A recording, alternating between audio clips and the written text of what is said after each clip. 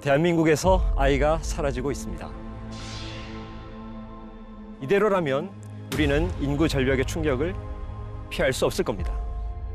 과연 무엇이 우리를 이 절벽 끝으로 내몬 걸까요?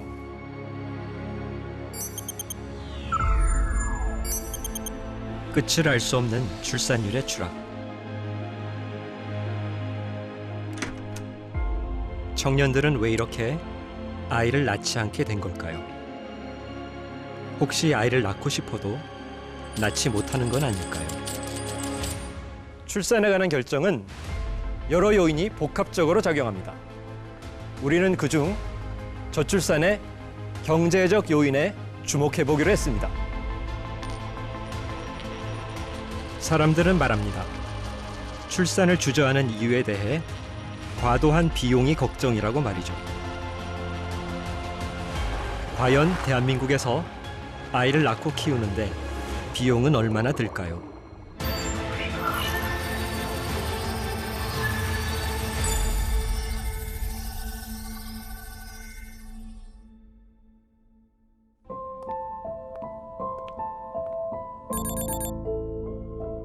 한 개인의 생애는 연속적인 단계로 이루어져 있습니다. 하지만 지금 우리는 출산으로 가는 사다리가 끊어져 있는 셈이죠. 2022년 합계 출산율 0.78이라는 숫자는 평균적으로는 평생 아이를 채 한 명도 낳지 않는다는 것을 뜻합니다. 물론 지금은 관습적으로 출산을 하던 과거와는 다른 세상을 살고 있습니다. 결혼과 출산은 철저히 계획적인 행동이 됐죠. 그렇다면 청년들은 출산을 기피하는 걸까요? 아니면 포기하는 걸까요? 제가 너무 아무것도 없는 상태여가지고 애를 낳고 싶어 하면 안 될 것 같아요. 아이 한 명 키우는데 못해도 막 1억, 2억, 억 단위 수준으로 나온다고 합니다. 약간 선택지가 필수가 아닌 선택으로 생각이 바뀐 것 같습니다. 낳게 되면 한 명? 여성이 직장 다니면서 육아를 동시에 한다라는 게 너무 사실 현실적으로 어렵고, 저는 지금 제가 한 명, 그리고 낳으면 한 명 가질 수 있지 않을까라고 생각하는 것도 스스로 좀 대단하다고 생각을 해요. 저도 아이를 가지고 싶긴 하지만 현실적으로는 뭐 둘 이상은 좀 힘들 것 같고, 또 그렇다고 하나만 갖자니 그 한 명한테 좀 못할 짓인 것 같기도 하고, 이럴 거면 아예 안 낳는 것도 방법이지 않을까라는 생각도 하기도 하고. 두 명? 저도 한 2명 정도가 괜찮은 것 같아요. 네. 얘랑 나랑 사이에 아이가 어떻게 나올까? 그런 호기심도 그냥. 3명이요. 저를 닮은 인격체가 하나 있다는 것 자체가 되게 기쁨일 것도 같고, 뭔가 아이를 낳으면 인생이 드라마틱해지지만 그만큼 뭔가 더 재밌지 않을까. 2명까지는 생각을 할 것 같습니다. 아직 결혼을 안 했고 취업도 아직 안 된 상태이지만 아이를 놓고 가정을 꾸리는 그 행복감은 그 어떤 것도 이기지 못할 것 같다는 생각도 듭니다. 합계 출산율 0.78명과는 거리가 있는 2명이라는 숫자. 청년들에게 이상적인 자녀 수를 물었을 때의 답변입니다. 여전히 자녀를 원하는 청년들이 많다는 반증. 우리는 출산을 가로막는 걸림돌에 주목해 보기로 했습니다. 결혼과 출산, 자녀 양육 등으로 이어지는 단계를 생애 주기라고 하는데요. 이 단계마다 발생하는 경제적인 어려움은 과연 무엇일까요?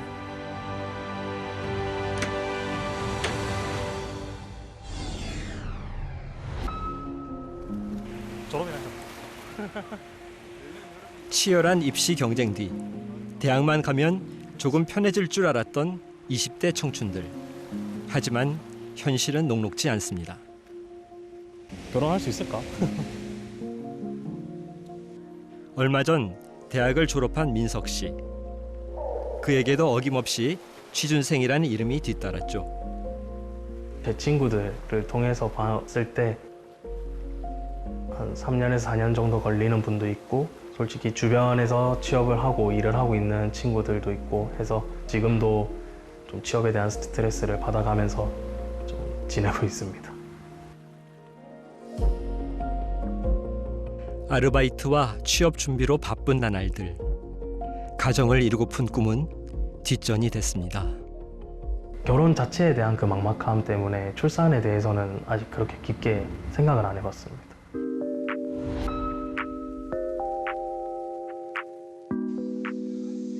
심리치료사가 되기 위해 대학원에 진학한 지은 씨도 학업과 아르바이트를 병행하고 있습니다. 일찍 가정을 꾸리길 꿈꿔왔던 지은 씨는 고민이 많은데요. 직장을 얻기까지 넘어야 할 산이 까마득하기 때문이죠. 그 수련을 한 다음에 자격증을 따고 이런 식으로 진짜 직업 전선에 갈 수 있어서 최소 3년 정도 필요할 것 같아요. 뭔가 경쟁이 심하고 그래서 이런 거가 스트레스가 되니까 아이를 불행한 세상에 나오게 하는 거가 맞는 일인가에 대한 고민도 있고. 세계에서 유례를 찾기 어려운 극저출산. 저는 지금의 출산율엔 청년들의 목소리가 담겨 있다고 생각합니다. 이제 처음으로 우리가 나중에 40, 50대 때 부모보다 더 못한 환경에서 살 수도 있겠구나라고 이제 생각하기 시작한 세대라고 할 수도 있을 겁니다. 사실 저는 이제 1960년대 끝자락의 사람인데요. 그 당시에 대학을 나오면 나름대로 안정적인 직장이 상당히 보장되어 있었거든요. 공부를 제대로 못하는 경우에도 나중에 취업 걱정을 별로 안 했던 것 같아요. 그래서 오히려 대기업에서 그 구인하러 와가지고요. 학생들을 뽑아가려고 유치 경쟁을 벌였던 기억이 납니다. 근데 이에 비해서 90년대생은 사실 우리 97년 외환위기 기억하시죠? 그러니까 유년 시절에 우리 한국 경제가 굉장히 흔들렸던 그런 상황에서 유년을 보냈고 저성장 국면에 들어섰을 때 취업을 해야 되고 그래서 좁아진 기회에 대한 더 치열해진 경쟁 그 앞에서 미래를 설계하기 힘든 청년들이 어떤 무건의 의사표시를 하고 있는 것이 일종의 저항이라고도 볼 수가 있겠고요. 임금 근로자 중 비정규직은 37.5%. 청년들은 불안정 노동으로 생애 첫 발을 내딛는 경우가 많죠. 직장을 구하고 안정을 찾기까지 시간이 길어지다 보니 생애 주기별 나이대도 변화가 생겼습니다. 남녀 모두 30대가 넘어서야 결혼을 하죠. 문제는 일자리와 소득이 결혼과 출산의 걸림돌로 작용하고 있다는 점. 심지어 연애 단계부터 포기 요인으로 작용한다는 분석까지 나왔습니다. 지방에서는 둥지는 있는데 먹이가 없고 서울에서는 먹이는 있는데 둥지가 없다는 그런 얘기가 있더라고요. 머슬로우의 욕구 이론에 따르면 이 의식주의 기본적인 욕구가 채워진 다음에 그 다음 욕구로 간다고 하거든요. 그런데 지금 우리나라 청년 같은 경우에는 이런 의식주의 욕구가 해결되지 않았기 때문에 그 다음으로 이행하지 못하는 게 아닌가라는 생각을 하게 됩니다. 우리나라에서 결혼은 출산의 전제 조건이죠. 과연 결혼하는 데 비용은 얼마나 들까요?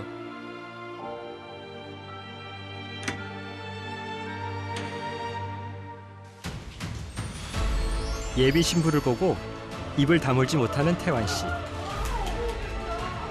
동갑내기인 희승 씨와 결혼을 앞두고 있죠. 이 예비 부부와 함께 결혼 비용을 자세히 알아볼까요?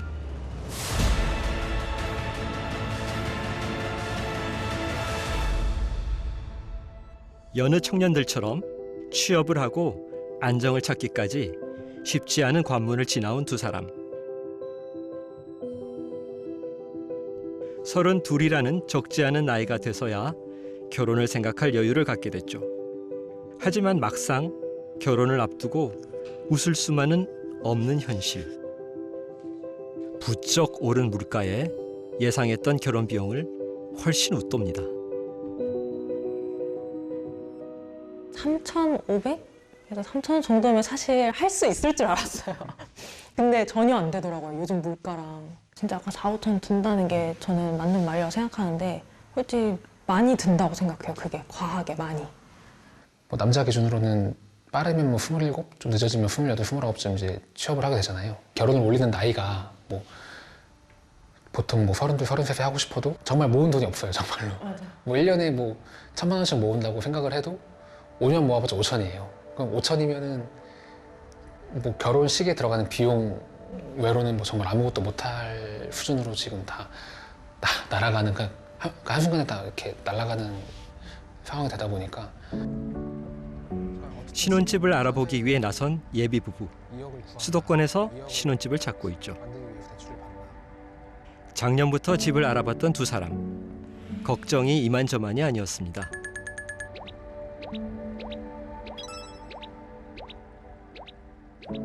솔직히 그때 포기를 했죠. 그냥 이제 집을 살 거라는 생각은 전혀 고려하지 않고 뭐 정말 뭐 오피스텔이라도 들어가야 되나 뭐 이런 생각까지 했을 정도니까. 결혼 준비할 때 집 얘기밖에 안 했던 것 같아요. 결혼 자체가 사실 어쨌든 같이 살고자 하는 건데 살 공간을 마련하는데 너무 큰 어려움이 든다는 생각이 드니까 이거 맞나? 뭐 이런 생각도 그때 많이 했던 것 같아요. 신혼집 마련 평균 비용은 약 2억 8천만 원으로 결혼 비용의 대부분을 차지하고 있습니다. 그렇다면 집값은 청년들의 출산에 얼마나 큰 걸림돌로 작용하고 있을까요? 서울의 한 아파트 가격, 20년 사이 얼마나 올랐는지 한눈에 알 수 있는데요. 아파트 가격이 오를수록 출산율은 낮아졌습니다. 우연의 일치일까요? 최근 30년간 집값 변동과 출산율의 상관관계를 연구한 박진백 박사. 그가 분석한 결과에 따르면 그래프에서 파란색이 진해질수록 출산율 하락이 커지는 걸 뜻하는데요. 최근으로 올수록 집값 상승은 출산을 막는 더 강력한 요인으로 작용하고 있습니다. 서울 시장을 기준으로 했었을 때 2022년 4분기에 PIR은 중위소득 기준으로 했었을 때는 약 12년 정도가 걸리는 걸로 보고가 되고 있습니다. 이 말은 이 중위소득의 가구가 이 집을 사는 데 있어서 돈을 1원도 쓰지 않았었을 때에 12년 정도가 걸린다라는 얘기입니다. 사회에 이렇게 진출을 해서 한 30세 정도의 취업을 한 사람 기준으로 봤었을 때 30% 정도를 저축을 하고 나머지는 이제 소비를 한다라고 가정을 했었을 때 이 사람들이 물리적으로 주택을 살 수 있는 기간은 60대가 되는 겁니다. 근데 자녀를 선택할 것이냐 선택하지 않을 것이냐라고 한다면 이 사람들이 돈이 없기 때문에 포기를 할 수 있다라는 겁니다. 저출생의 원인을 묻는 여론조사에서 일자리의 불안과 과도한 주거비는 늘 중요한 요인으로 꼽힙니다. 하지만 압도적인 1위는 자녀 양육에 대한 경제적인 부담입니다. 특히 우리나라는 1인당 GDP 대비 자녀 양육비가 세계 1위라는 조사 결과가 발표될 만큼 양육비 부담이 큰 게 사실이죠. 그렇다면 우리나라에서 아이 한 명을 키우는데 비용은 얼마나 들까요?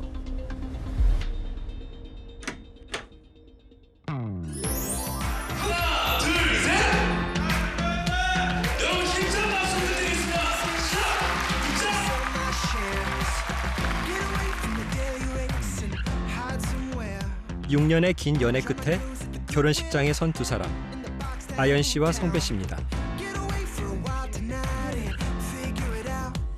그리고는 3년 뒤 두 사람을 반씩 닮은 딸 세보미를 낳았죠.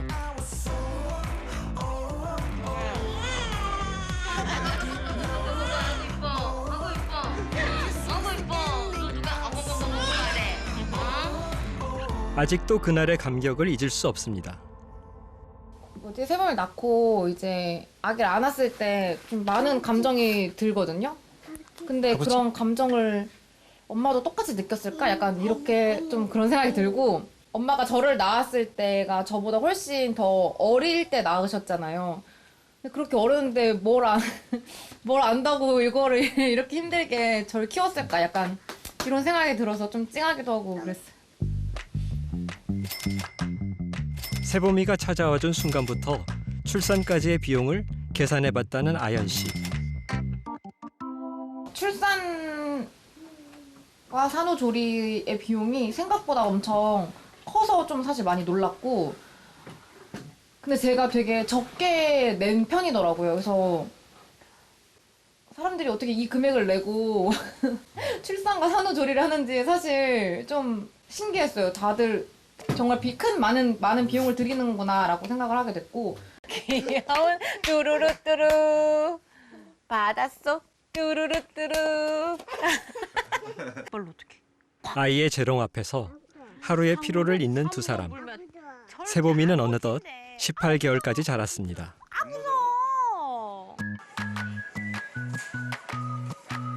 그렇다면 영유아기 아이를 키우는데 양육비는 얼마나 들까요?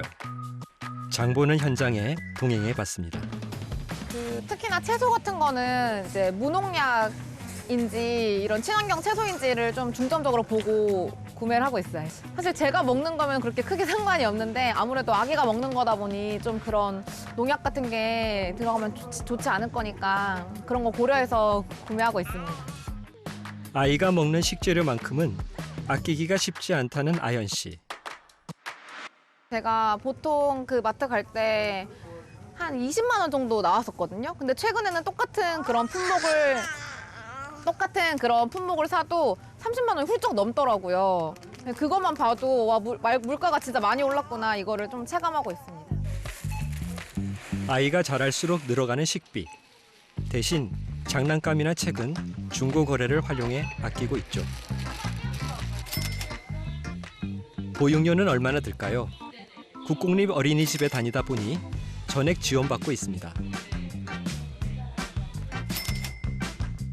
아연 씨가 직접 계산해 본 월 평균 양육 비용은 약 50만 원.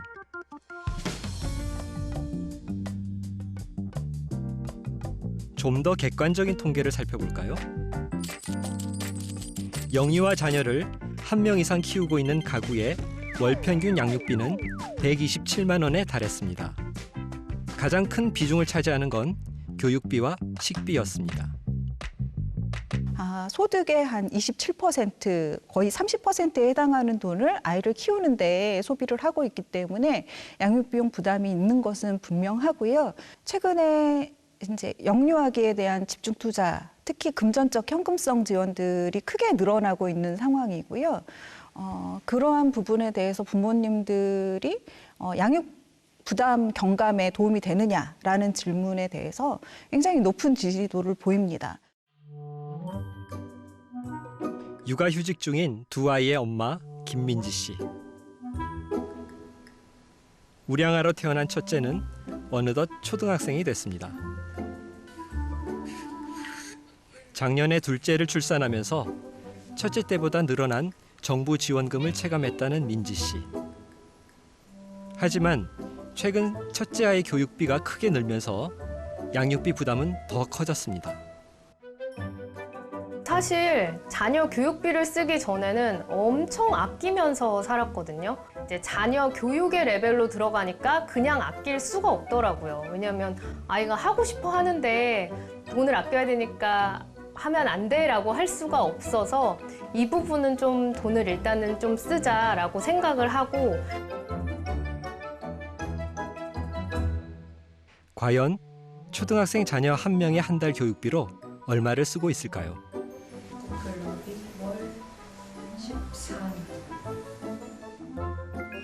학원 3곳과 방과 후 수업까지 포함하면 총 96만 원. 요즘에는 월 100만 원 정도인데 사실 중고등학교 때는 학원비가 더 비싸진다고 들었어요. 그래서 중고등학생 때는 뭐 최대 한 200만 원까지. 학령기부터 커지는 양육비 부담. 출산엔 어떤 영향을 미칠까요? 대한민국에서 출산, 육아에 드는 비용을 분석해 보기로 했습니다.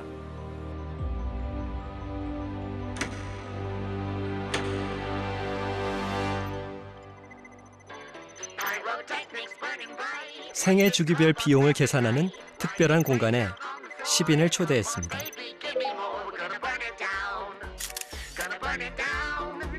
20대 미혼 청년들부터 자녀를 키우고 있는 다양한 연령대의 부모들까지.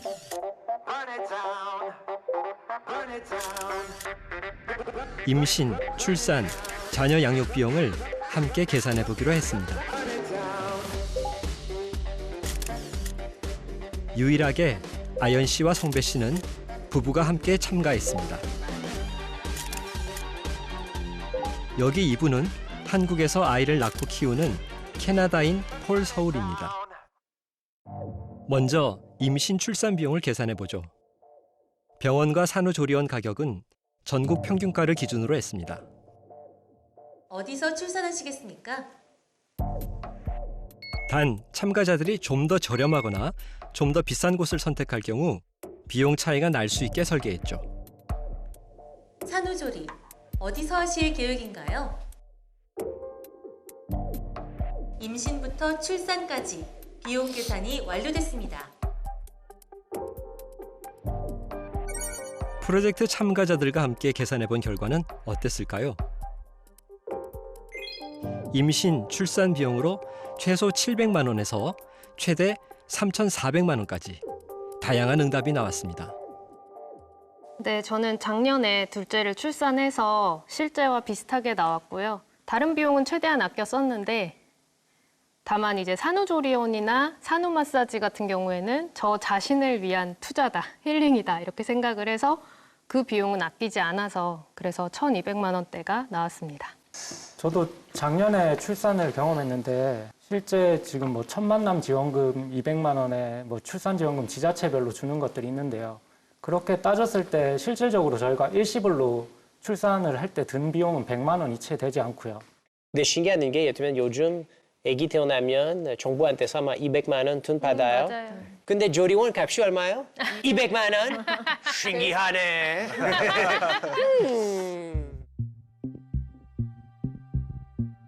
이제 본격적으로 자녀 1인당 양육 비용을 계산해 볼 차례.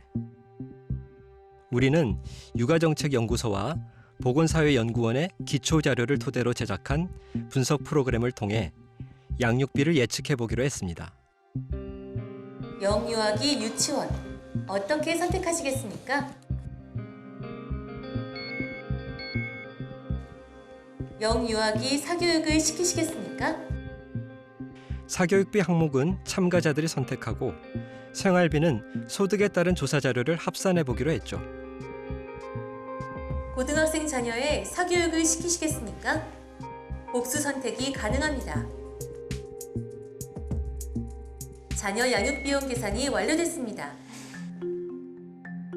양육비 계산이 끝난 뒤 술렁이는 참가자들.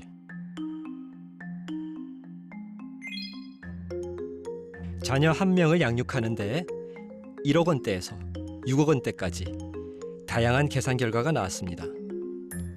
저는 1억 9,480만 원 나왔습니다. 2억 1,820만 원 정도 나왔어요. 저는 되게 그 사교육 이런 거 조금만 했거든요. 그런데도 되게 생각보다 많이 나와서 놀랐어요. 저는 1억 9천 정도 나왔는데요. 정말 베이스다, 기본이다라는 생각으로 막 하다가 예체능 비용으로 이제 미술학원비 이런 거 추가하다 보니까 몇 천이 훅 올라가는 현실에 네, 웃겠습니다. 웃음만 나오네요. 네. 저는 3억 4,755만 6천 원이 나왔습니다. 생각보다 너무 큰 금액이어서 놀랐고 이걸 보니까 사교육이 굉장히 많이 부담스러운 항목이라는 거를 다시 한번 깨닫게 되었습니다. 네, 저는 2억 7,400만 원 나왔고요. 저는 이제 대학교 학비까지는 지원해 줄 생각이 있는데 이 학비도 모아보니까 꽤 많은 금액이 되네요. 1억 800만 원. 다른 분보다 제가 아주 싸게 하고 있어요. 근데 우리 아야 사랑해요. 제가 나쁜 사람일까요? 잘 모르겠어요. 제가 그냥 현실적으로 하고 있어요.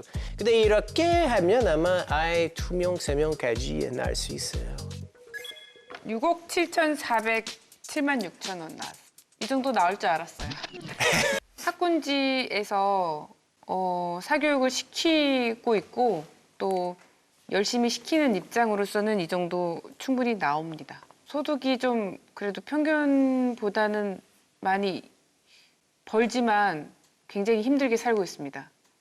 온전히 아이들한테 다 쏟아부어서 살고 있습니다. 저는 2억 6,600이 나옵니다.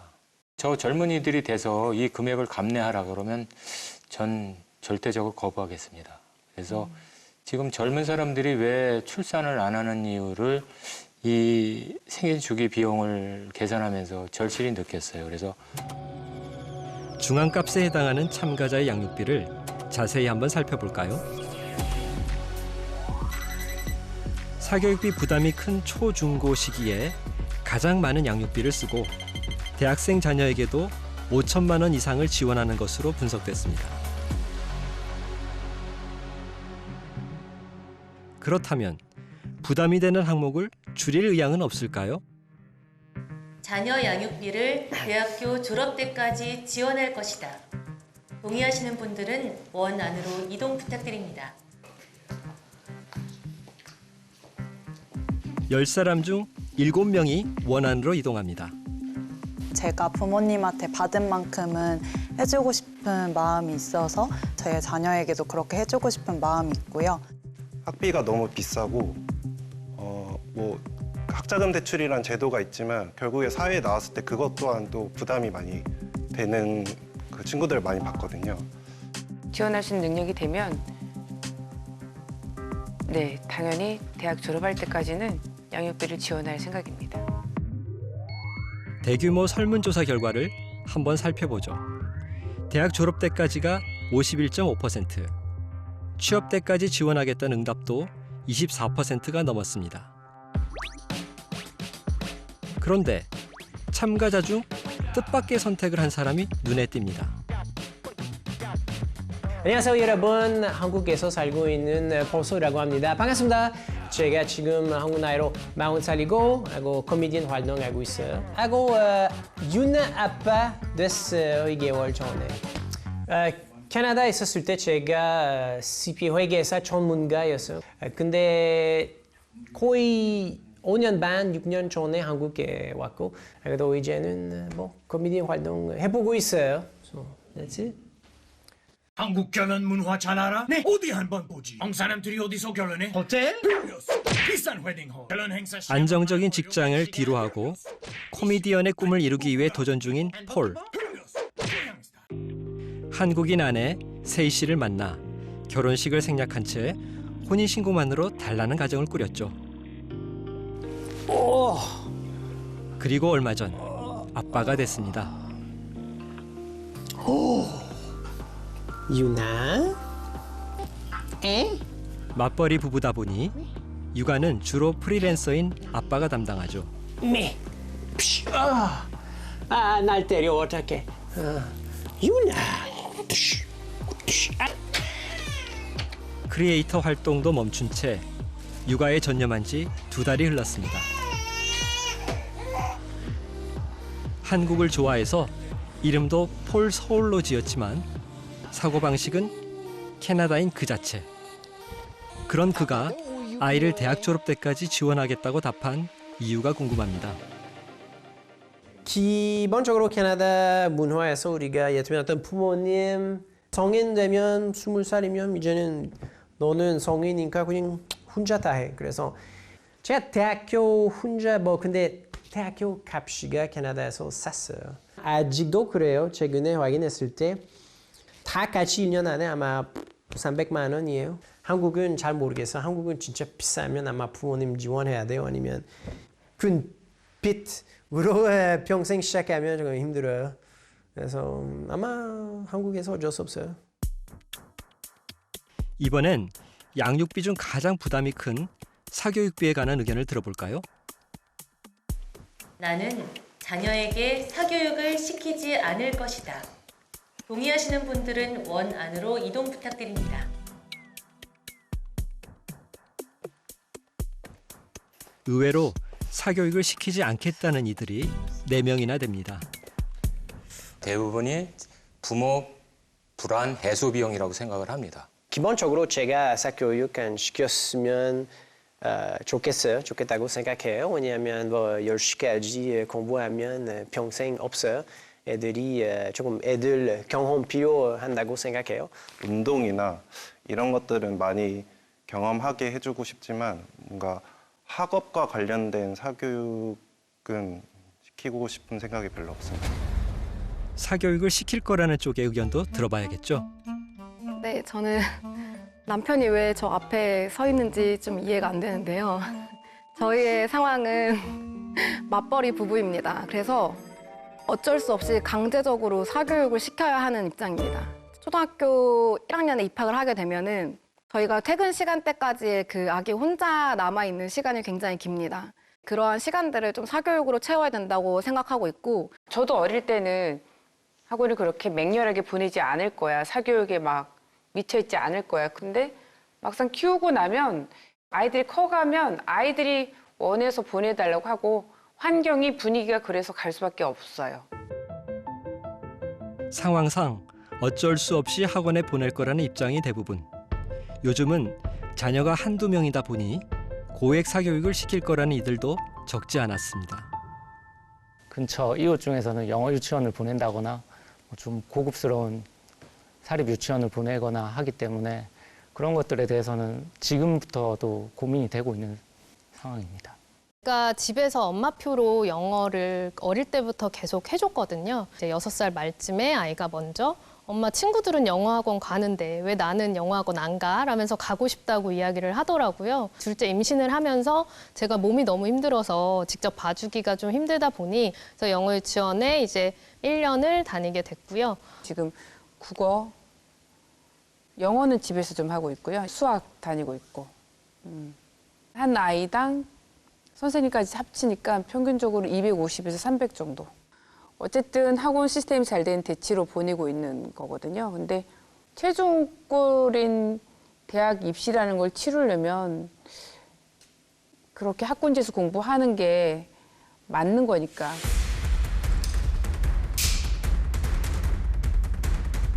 소득에 따른 사교육비는 얼마나 차이가 있을까요?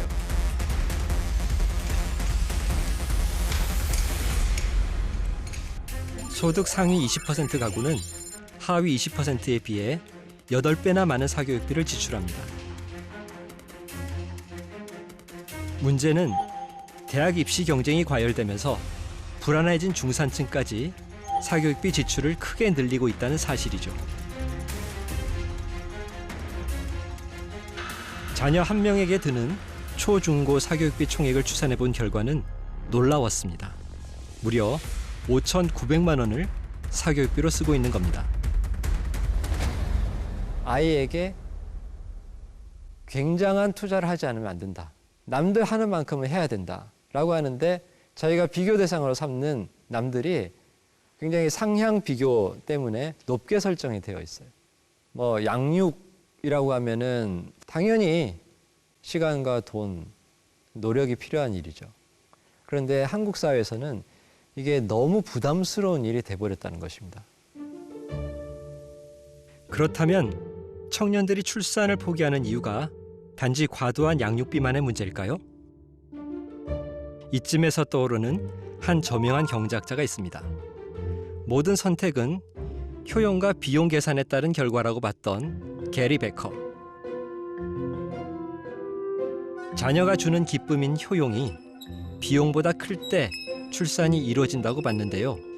이 비용에는 양육비 외에도 출산으로 포기해야 하는 모든 부분이 포함되어 있습니다. 반대로 자녀가 주는 기쁨보다 비용이 더 크다면 출산하지 않는 것이 합리적이겠죠.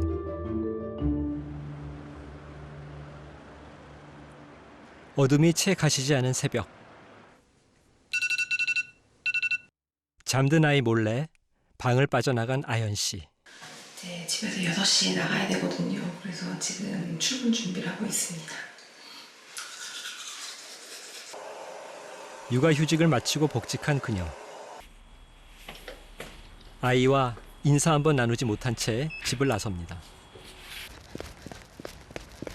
어린이집 하원 시간에 맞춰 출근 시간을 당기다 보니 매일 아침 전력 질주로 하루를 엽니다.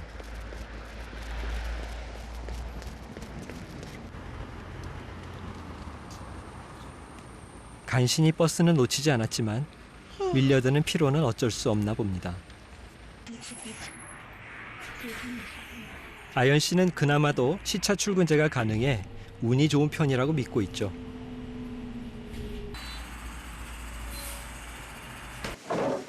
아연 씨가 회사로 향한 그 시각, 성배 씨는 아이를 깨웁니다.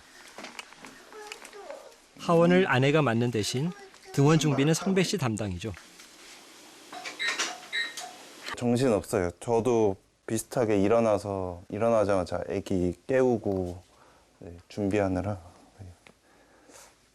사실 그래서 맨날 조금씩 늦어요. 성배 씨는 아이 어린이집 등원을 위해 재택근무를 하고 있습니다. 철저하게 아이의 등하원 시간에 맞춰 짜여진 엄마 아빠의 시간표. 하원 시간에 맞춰 엄마는 또 달리기를 시작합니다. 엄마 까꿍.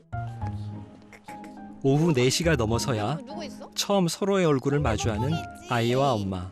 아빠.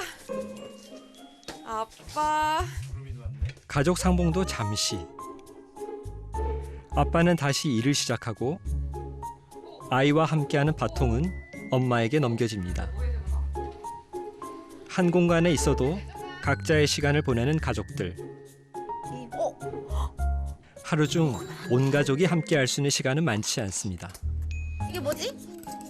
이렇게 사랑스러운 아이를 또 갖고 싶어도 엄두를 내지 못하는 건 사실 양육비 때문이 아닙니다. 이제 애기 낳기 전에는 0 아니면은 2이라는 생각에 하나만 낳는 일은 절대 없을 거라고 확신했는데 막상 낳고 키워보니 하나를 제대로 키우기도 사실 좀 현실 자체가 너무 버겁더라고요. 그래서 현재는 둘째는 여전히 고민 중인 상태고 저희가 시간이 진짜 역부족하거든요. 그러니까 이마저도 애기한테는 좀 부족한 시간일 것 같고 이거를 또 둘째가 생기면 이 시간도 나눠야 되는 거잖아요. 그래서 그것도 좀 약간 미안한 감정도 많이 들고. 양육비는 줄일 수 있어도 시간 빈곤에 시달리며 감수해야 하는 기회비용은 스스로의 힘으로 바꿀 수 없는 출산의 큰 걸림돌이죠. 자녀 한 명당 대학 졸업 때까지 들어가는 양육비가 과도한 사교육비 때문에 무려 4억 원에 육박하는 것으로 파악됐습니다. 뉴스에서 접하는 수억 원대의 양육비. 모두가 이런 양육비를 쓰고 있는 걸까요? 우린 한 가지 이상한 점을 발견했습니다. 평균값보다 적은 사람이 다수였고 평균값과는 달리 가장 가운데에 있는 중앙값은 더 낮았죠. 표본이 작아서 생긴 일일까요?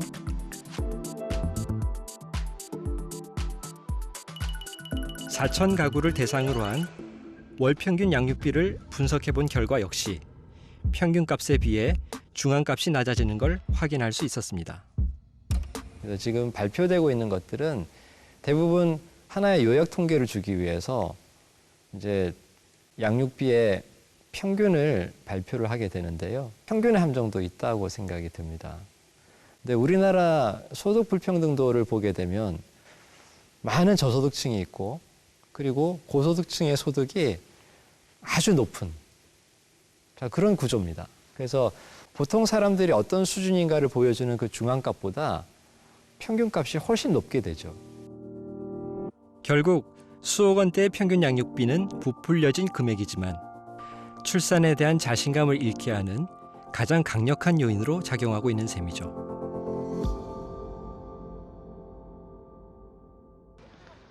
웹툰 작가이자 두 아이의 엄마인 권보람 씨.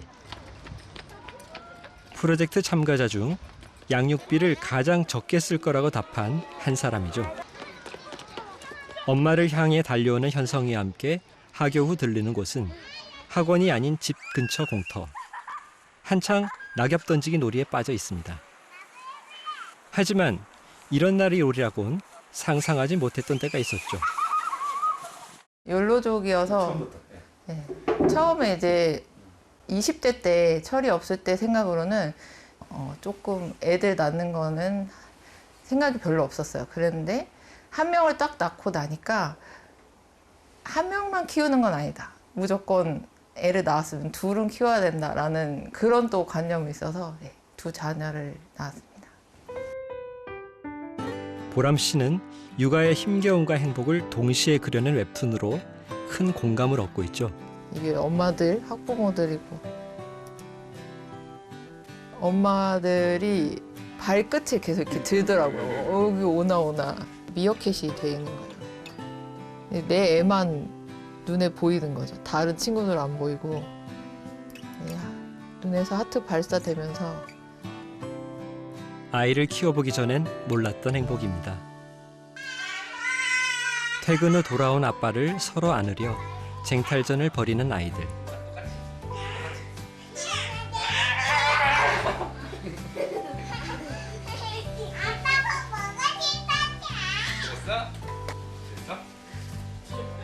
바로 이 맛에 아이를 키우는 거 아닐까요?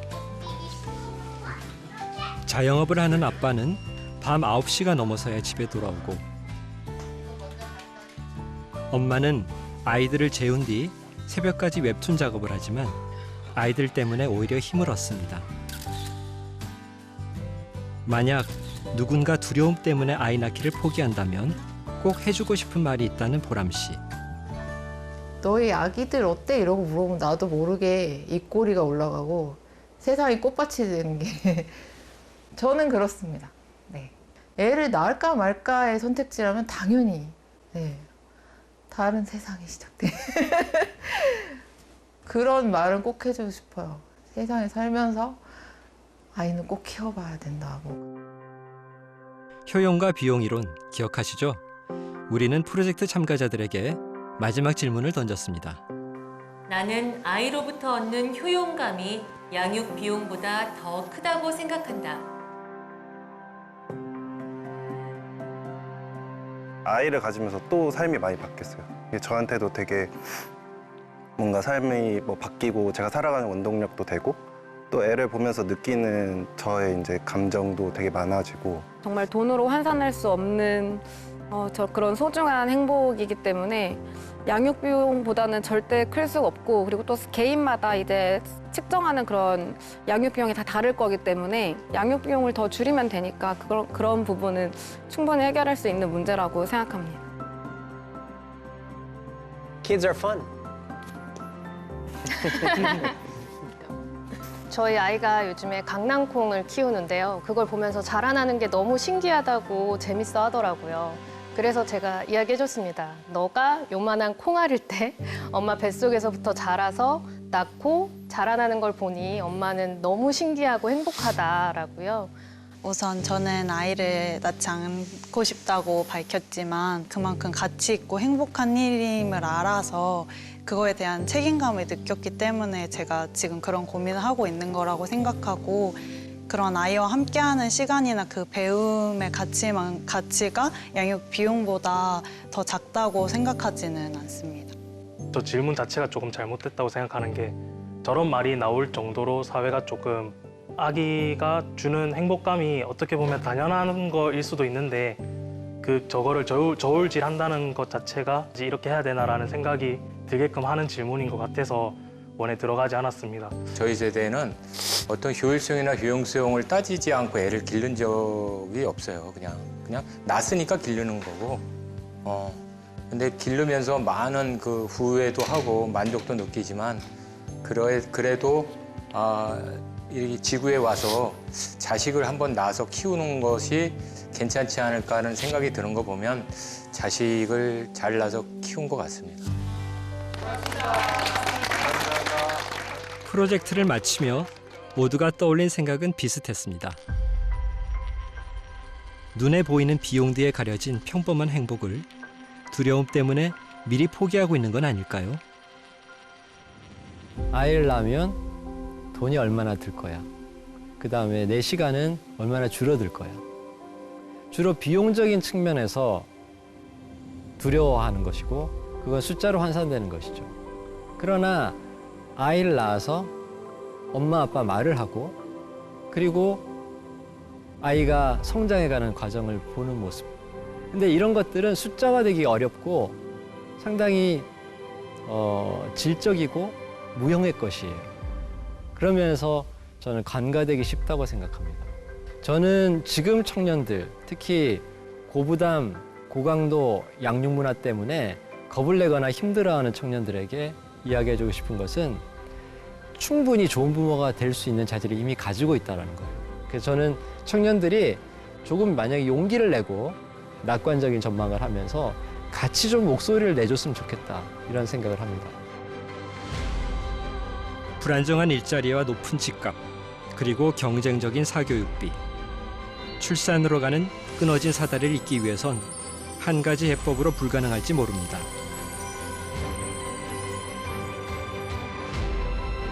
하지만 우리는 희망을 발견했습니다. 여전히 2명의 자녀를 꿈꾸는 청년들. 그들이 먼저 깨닫길 바랍니다. 그 평범한 행복을 누릴 권리는 누구도 빼앗을 수 없다는 걸 말이죠.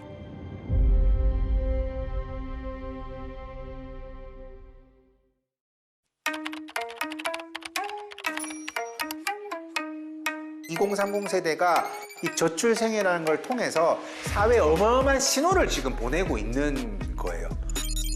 같이 살고 있는 우리 동시대인들이 선택하는 게 뭔지를 볼 때 소셜 빅데이터가 정말 유용한 것 같아요.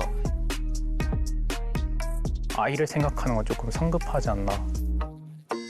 결혼은 O하고 출산은 X. 이건 사실 세대의 문제라기보다는 시대의 문제라고 보는 것이 더 맞을 것 같습니다.